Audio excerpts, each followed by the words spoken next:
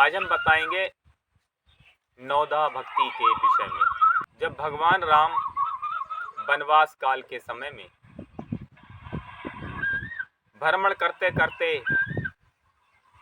माता सबरी की कुटी पर जब पहुंचे तो माता सबरी भगवान राम को दर्शन करके बड़ा खुश हुई, भाव विभोर हो गई। तो कहे रघुपति सुनु भामिनी बाता, मानौ एक भगति कर नाता। तो भगवान राम कहने लगे, हे भामिन सुनो, मेरा नाता ये जाति पाति ये कुल वर्ण से नहीं है, मेरा नाता तो सिर्फ भक्ति से है। मेरी भक्ति करने वाला चाहे किसी भी जाति का, किसी वर्ण का, किसी समाज का हो, मेरे लिए वह प्रिय है।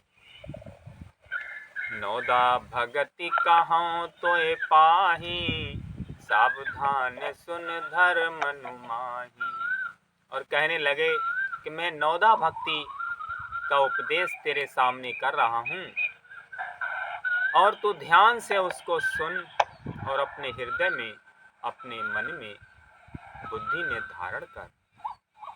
तो नौदा भक्ति के 9 अंग, उनमें पहला अंग क्या है, अर्थात भक्ति की शुरुआत कहाँ से होती है।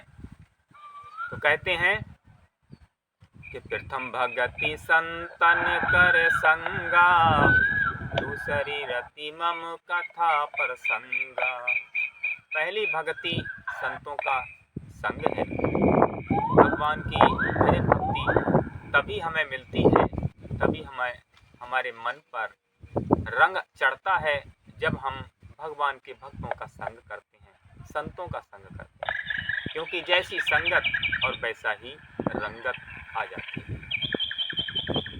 तो प्रथम भगति संतन कर संगा, दूसरी रति मम कथा प्रसंगा। दूसरी भक्ति का अंग है कि मेरी कथा और प्रसंग में अनुरक्त होना। जब संतों के पास जाते हैं तो उनके पास से क्या मिलता है, सत्संग मिलता है और भगवान की चर्चा होती है। तो गुरुपद पंकज सेवा, तीसरी भक्ति अमान, चौथी भक्ति मम गुणगन, करे कपट तजगान। तो गुरुपद पंकज सेवा, तो उन गुरु का उपदेश सुने, अपने मन में और हृदय में धारण करे और उनके चरण कमलों में अपने मन को लगाए, उनके चरण कमलों का ध्यान करे। तो गुरुपद पंकज सेवा का मतलब है उन गुरु महाराज के चरण कमलों का ध्यान करना। तो गुरुपद पंकज सेवा, तीसरी भक्ति अमान। तीसरी भक्ति है मान और अपमान से परे रहना चाहिए। चाहे कोई प्रशंसा करे, चाहे कोई निंदा करे, लेकिन सम रहना चाहिए। तो गुरुपद पंकज सेवा, तीसरी भक्ति अमान, चौथी भक्ति मम गुणगन, करे कपट तजगान। और चौथी भक्ति है कि मेरे गुणों का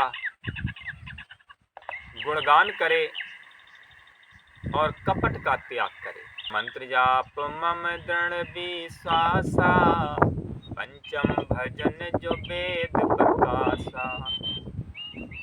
पांचवा अंग है भक्ति का कि मंत्र जाप मम दृढ़ विश्वासा। भगवान का एक नाम का जाप करना चाहिए। जो गुरु महाराज भजन चिंतन करने को कहें, जो भी नाम जपने को कहें, जो भी मंत्र जपने को कहें, तो उस मंत्र का, उस नाम का जाप करना चाहिए। पंचम भजन जो वेद प्रकाशा, और जो वेदों में वर्णित है, जैसा कि शास्त्रों में बताया गया है, भजन चिंतन करने की जो विधि बताई गई है, उसी तरह से भजन करना चाहिए, नाम जपना चाहिए और मंत्र का जाप करना चाहिए। छठ दम शील बिरति बहु कर्मा, निरति निरंतर सज्जन धर्मा। छठदम शील बिरति बहु कर्मा, छठा अंग है भक्ति का कि दम माने होता है इंद्रियों का संयम, इंद्रियों का दमन, इंद्रियों का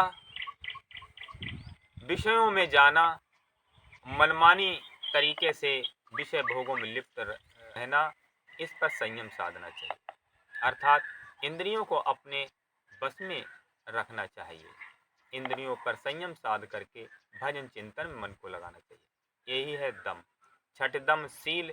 शील माने होता है साधुता के गुण, अर्थात भगवान के भक्त के गुणों को धारण करना चाहिए। शील क्या है कि नशा ना करना, चोरी ना करना, झूठ ना बोलना, पराई स्त्री के साथ में कोई गलत आचरण ना करना और हिंसा ना करना, ये शील कहलाते हैं। तो छठदम शील बिरति बहु कर्मा, और नाना प्रकार के कर्मों में जो फंसा हुआ है उन सब कर्मों से हटा करके भगवान के भजन चिंतन में मन को लगाना। विरति बहु कर्मा अर्थात संसार के नाना प्रकार के कर्मों से विरक्त होना। तो छठदम शील बिरति बहु कर्मा, निरत निरंतर सज्जन धर्मा। और सज्जन लोग हैं, जो श्रेष्ठ पुरुष हैं, जो विद्वान हैं, संत हैं, उनके धर्म का आचरण करें कि वो किस तरीके से रहते हैं, कैसा उनका आचरण है, कैसे उनके विचार हैं, कैसी उनकी रहनी है, इन गुणों को धारण करना चाहिए। सातम सब मोहि मैं जग देखा, और मोते अधिक संत कर लेखा। सातम सब मोहि मैं जग देखा। सातवां अंग है भक्ति का कि सबको एक समान देखना चाहिए और सब में मुझको ही देखना चाहिए, क्योंकि मेरे द्वारा ही सब उपजाए गए हैं और मैं सबके अंदर रमण करता हूँ। ऐसा भाव मन के अंदर धारण करना चाहिए। तो सातम सब मोहि मैं जग देखा, पूरे संसार में मुझको ही देखना चाहिए, क्योंकि मैं ही पशुओं में हूँ, मैं भी पक्षियों में हूँ, मैं भी मनुष्यों में हूँ, मैं भी चराचर जगत में हूँ। तो सातवां अंग है भक्ति का कि सातम सब मोहि मैं जग देखा, पूरे संसार में मुझको ही देखना चाहिए, अर्थात एक ईश्वर को ही पूरे संसार में व्याप्त देखना चाहिए।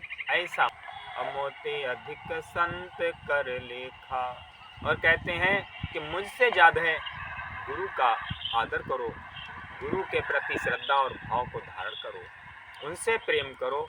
जब उन्हें खुश कर लोगे और उनको अपने हृदय में बिठा लोगे और नाम जप और गुरु महाराज के ध्यान के द्वारा जब अपने मन को, चित्त को, हृदय इंद्रियों को जब शुद्ध कर ले जाओगे, शांत कर ले जाओगे, तो मैं ही तुम्हारे हृदय में विराजमान हो जाऊंगा। फिर गुरु न चेला और परम पुरुष अकेला, न गुरु रह जाता न चेला रह जाता है। परम पुरुष अकेला जो परमात्मा है, सर्वव्यापी है और सर्वज्ञ है, सर्व शक्तिमान है, कण कण में व्याप्त है, घट घट में है, वही प्रकट हो जाता है, उसी की प्रत्यक्ष अनुभूति हो जाती है। तो गुरु का ध्यान और नाम जप ये सीढ़ियां हैं जिनके द्वारा उस परम पद को, उस परमात्मा की अनुभूति प्राप्त हो जाती है। आठवां अंग है भक्ति का कि आठम जथा लाभ संतोषा, और सपनों नहीं देखे पर दोषा। भक्ति का आठवां अंग है कि आठम जथा लाभ संतोषा, जितना जो भी भगवान हमें दे दें, उनकी कृपा से, दुआ से और हमारे परिश्रम से जो भी मिल जाए, हमें उसी में संतुष्ट रहना चाहिए। यथा लाभ संतोषा, और सपने नहीं देखे पर दोषा, दूसरों के दोषों को कभी नहीं देखना चाहिए, क्योंकि दूसरों को दोष देखने से हमारे अंदर दोष आते हैं, बुराइयां आती हैं, और दूसरों के सद्गुण और अच्छाइयों को देखने से हमारे अंदर सद्गुण, अच्छाइयाँ आती हैं। इसलिए विवेकी पुरुष हमेशा दूसरों के गुणों को, अच्छाइयों को देखता है, और अविवेकी पुरुष दूसरों के अवगुण और दोषों को ही देखता है। अविवेकी अज्ञानी पुरुष तो दूसरों के गुणों में भी दोष देखता है और निरंतर वह दूसरों की बुराई करते करते अपने मन को, चित्त और हृदय को गंदा कर लेता है। इसलिए दूसरों के दोष देखना भी एक पाप है। नमा अंग क्या है भक्ति का कि नमम सरल सब सोचल हीना, मम भरोस ही हरस न दीना। तो नमम सरल सब सोचल हीना भक्ति का 9वां अंग है कि सरल बन करके रहना चाहिए। सरल का मतलब है कि जैसा हृदय में है वैसा बाहर है। ऐसा नहीं है हृदय में कुछ और है और बाहर से कुछ और है, अंदर से कटुता भरी है, कपट भरा है और ऊपर से मीठा बोलता है। ऐसा नहीं, जैसे छोटा बच्चा होता है जो भी पूछोगे सब स्पष्ट बोल देता है। ऐसा नहीं है अंदर कुछ और बाहर कुछ और। तो छोटे बच्चे की तरह बनना चाहिए, जो अंदर है वो बाहर होना चाहिए और जुबान पे कुछ और हृदय में कुछ और। ऐसा करने वाला कभी भी भगवान को प्राप्त नहीं कर सकता। तो नमम सरल सब सो छलहीना, और सबसे छल कपट से रहित होना चाहिए। किसी के प्रति छल कपट धोखाधड़ी नहीं करना चाहिए। और मम भरोसा ही हरस न दीना, केवल मुझ में भरोसा रखे, ना ही कभी हर्षित हो और ना ही कभी दीन हो अर्थात दुखी हो, सम रहना चाहिए। तो कहते हैं अगले कि नौ महु एको जाके होई, नार पुरुष सचराचर कोई। कहते हैं इन भक्ति के 9 अंगों में से किसी में एक भी अगर गुण पाया जाता है तो नार पुरुष सचराचर कोई, चाहे नारी हो चाहे पुरुष हो, संसार में कोई भी हो, न सोई अतिशय प्रिय भामिनी मोरे, सकल प्रकार भगति दृढ़ तोरे। के सोई अतिशय प्रिय भामिनी मोरे, राम भगवान राम कहते हैं कि हे भामिन, इसीलिए तू मुझे प्रिय है, अति प्रिय है। तेरे अंदर तो भक्ति के ये सभी लक्षण हैं, सभी गुण हैं, इसलिए तू मेरे लिए अति अति प्रिय है। और योगी वृंदी दुर्लभ गति जोई, तो कवाज सुलभ भई सोई। भगवान कहते हैं कि जो योगी तपस्वी होते हैं, जो भजन चिंतन साधना करते हैं, बड़ी मेहनत परिश्रम करके जिस पद को प्राप्त करते हैं, आज वह तुझे वही गति प्रदान कर रहा हूँ जो ऋषि मुनि और संतों को, योगियों को, तपस्वियों को प्राप्त होती है।